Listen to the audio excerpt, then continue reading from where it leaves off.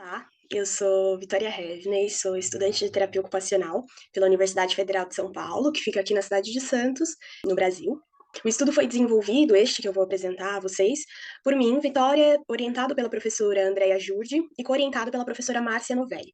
Nós temos aqui, o logo da FAPESP, da Unifesp, que são instituições às quais eu agradeço pelo apoio, a FAPESP, pelo financiamento do estudo. E hoje nós viemos apresentar a vocês, um pouco do processo que foi a construção desse projeto de iniciação científica intitulado O Processo de Envelhecimento de Pessoas com Transtorno do Espectro Autista, o Cotidiano e a Perspectiva da Terapia Ocupacional.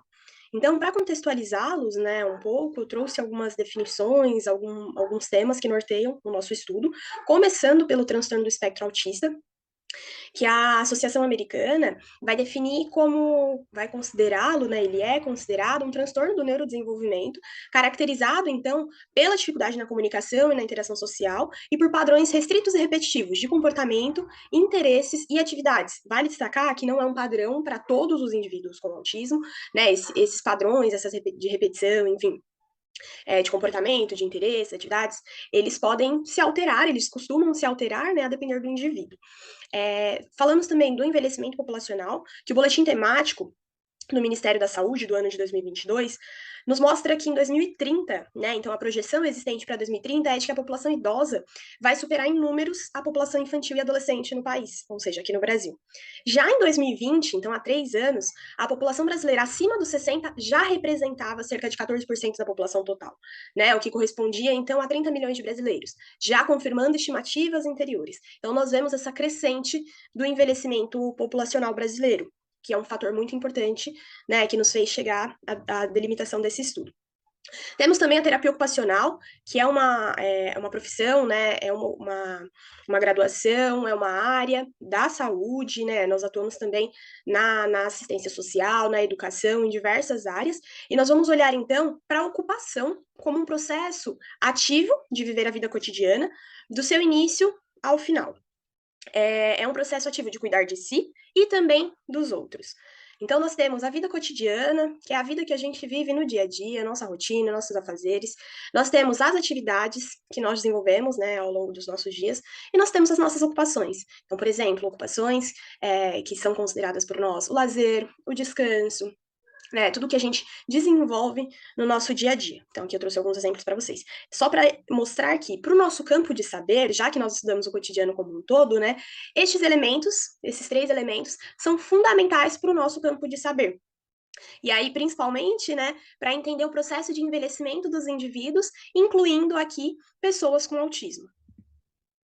E aí a hipótese que nós estabelecemos previamente foi de que as famílias sentiam-se despreparadas para o processo de envelhecimento do familiar com autismo e que as dificuldades no cotidiano familiar, então a rotina do dia a dia, desestimulavam atividades significativas para as pessoas com autismo, acentuando o empobrecimento das atividades de vida diária, então diminuindo as atividades prazerosas, atividades interessantes no dia a dia.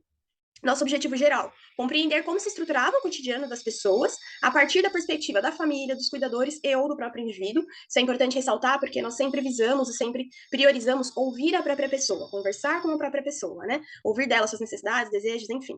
De objetivos específicos. Compreender se as ocupações que compõem a rotina promovem a participação efetiva, deles. Identificar atividades que favoreçam a autonomia e a independência, isso é muito importante para a terapia ocupacional e para a vida de modo geral, e compreender como a TO, terapia ocupacional, pode contribuir com as atividades cotidianas deste grupo.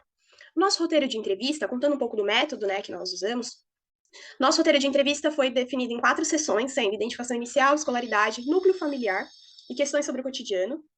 As questões baseadas sempre no grupo de ocupações do enquadramento de prática da terapia ocupacional. E aí, 35 questões com 2 tipos principais, Então, questões abertas, em que a pessoa podia discorrer sobre o que foi perguntado, pergunta apenas um disparador, ou perguntas de múltipla escolha, e aí podia responder entre sim e não. Vale ressaltar que o nosso roteiro de entrevista, ele foi muito no sentido de disparar a conversa, Então, só para nortear a conversa e não delimitar, a ideia era só a gente ter de onde um ponto de partida, Então, as pessoas ficaram muito livres para trazer coisas que achassem que fazia sentido ali durante a conversa. Dos participantes da pesquisa, indivíduos com mais de 40 anos e suas famílias e cuidadores, indicados através do método Bola de Neve, por quê? Sempre a gente soube, e sabe disso, é muito difícil encontrar esse grupo populacional, então por isso o método Bola de Neve, que vai nos levar a indicações. E aí um total de 5 participantes, com uma entrevista de calibragem, além dos 5 participantes, né? E essa quantidade reduzida foi pensada devido à complexidade do contato com os indivíduos e as famílias. Dos critérios de inclusão, ser uma pessoa em processo de envelhecimento, com TEA, e residir aqui em São Paulo, né, capital, ou aqui em Santos, ou na região aqui na região metropolitana da Baixada, porque nós priorizamos as entrevistas presenciais. Do processo, então fizemos um levantamento bibliográfico para entender o que a literatura falava sobre o assunto, pouquíssimos estudos sobre o assunto. Fizemos contato com instituições para entender que instituições atendiam, né, essas pessoas, onde estavam essas instituições públicas, privadas, enfim, e aí depois especificamente fizemos um recorte aqui para o município de Santos, para entender a rede de atendimento a idosos com TEA aqui. Compreendemos, através de contato com serviços, pesquisas, que não existe um protocolo, não existe uma estrutura preparada para cuidar, para acolher, acompanhar idosos com autismo aqui.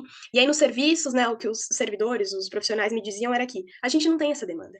Né, nunca apareceu para nós um idoso com autismo. E aí, quando, né, mais para frente, eu fui entrevistar as pessoas, eu falei, poxa, eles existem, né? Se eles não acessam a rede, talvez é porque a rede não está preparada para recebê-los. Então, a gente tem esse desencontro, que é, né, o estudo vem no intuito de unificar e falar, olha, eles estão aqui, como é que a gente pode melhor atendê-los? Nós também olhamos para as residências inclusivas aqui no município. As residências inclusivas, elas vão atender pessoas com deficiência, né, pensando uma moradia inclusiva, cuidadosa, mas somente para pessoas até os 59 anos. Acima dos 60, essas pessoas são encaminhadas para ILPIs, que são instituições de longa permanência, mas essas ILPIs não têm um corpo técnico que dê conta, né? Já são tantas as demandas que eles não têm um corpo técnico muitas vezes preparado e que consiga atender demandas específicas de uma pessoa em processo de envelhecimento com deficiência, né? Então as complexidades que vão surgindo aí. E aí alteramos a faixa etária, porque lá atrás nós iniciamos pensando em pessoas acima dos 60 anos, mas entendemos que se a gente mantivesse assim, nós não encontraríamos, né? Nós não conseguiríamos participantes voluntários para pesquisa. Então reduzimos a faixa etária para 40 anos, né, ou mais, pensando em fazer um processo de acompanhamento desse envelhecimento, né? Porque quando a gente pensa na longevidade, quando a gente pensa no processo de envelhecimento, a gente tem que ele não começa a partir de 60 anos, né? Ele começa antes. Então, como é esse processo, né? Como é essa transição da vida adulta para o envelhecimento? Então, um pouco nessa perspectiva que nós reduzimos a faixa etária. E aí, de fato, a realização das entrevistas. Do perfil sociodemográfico, foram 3 homens e 2 mulheres, 42 a 75 anos, nível de escolaridade, nenhum deles é alfabetizado. 2 deles frequentam uma escola de educação especial do município, né, além da instituição de contraturno.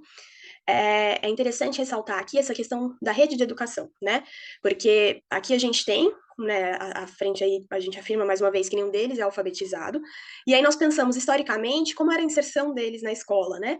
Na rede de ensino, como é hoje isso? Será que nós de fato temos pensado uma inclusão efetiva, né? Como vão envelhecer nossas crianças e adolescentes de hoje? Com certeza de modo diferente do que as pessoas que nós entrevistamos no estudo envelheceram. Então, acho que continuar pensando essa perspectiva da inclusão total, de uma inclusão efetiva, é fundamental, né? Para a gente poder proporcionar um envelhecimento, garantir, né, vida adulta, envelhecimento, garantia de direitos para quem hoje ainda é criança e adolescente, para que a gente possa sempre melhorar, pensar em perspectivas de realmente propiciar uma vida diferente, né? Possibilidades diferentes de vida do que os idosos que nós nos aproximamos tiveram, né? Porque há anos atrás, o que nós vimos, né, a gente vê na literatura e o que vimos entrevistando eles era nem o diagnóstico era completo, nem o diagnóstico se conseguia fazer com qualidade ainda porque não se tinha informação.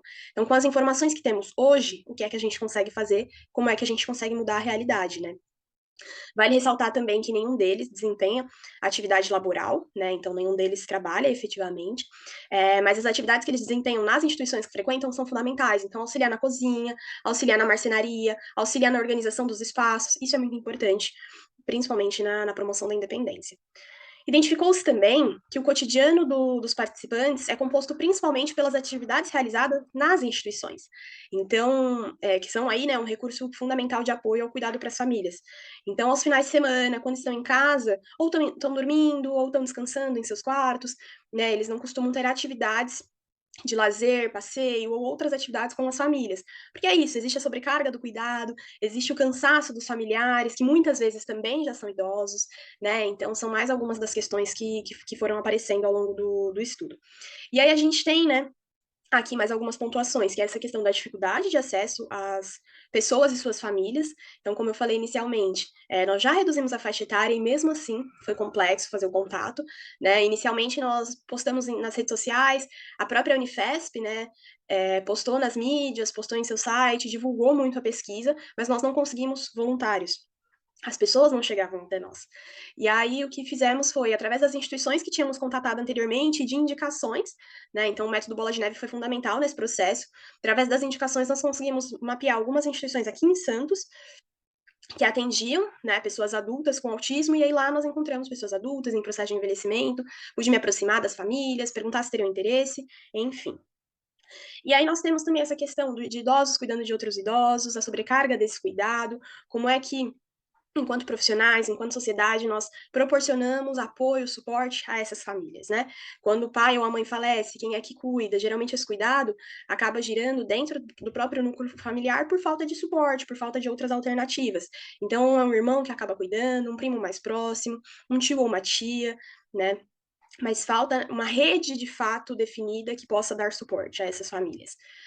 Instituições, como eu falei, né, como um recurso de apoio para esse cuidado, então seja a escola de educação especial, seja a ONG, né, a organização não governamental que essa pessoa frequenta, elas são importantes também nessa rede de apoio. E o cotidiano empobrecido, isso ficou muito marcado, então são atividades que eles fazem no dia a dia, que são ali na instituição.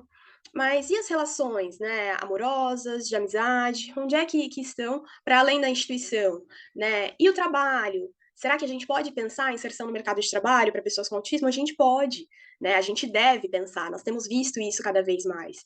E aí a gente tem também essa questão da ausência de políticas públicas que garantam e que promovam atividades e suporte às famílias, né? Então a gente pensa nessa promoção de atividades que insiram, que de fato coloquem essas pessoas inseridas na comunidade em que vivem. Então é isso, mercado de trabalho, rede de ensino, tem que colocar para girar, tem que colocar para rodar, como é que a gente garante essa participação social, né? Então, quebrar um pouco a nossa ideia com o estudo, trazer, tentar, né, de alguma forma, que eles falassem, que eles tivessem voz, para quebrar o estigma que nós temos de que eles não podem, eles não conseguem, não são capazes, eles podem, eles conseguem, eles são capazes, né? O que acontece agora a nossa perspectiva tem mudado, mas historicamente o que se tinha era, não se faz sentido ouvir, né? Não precisa dar ouvido a eles. E aí quando a gente para ouvi-los, a gente vê que tem muito a ser dito.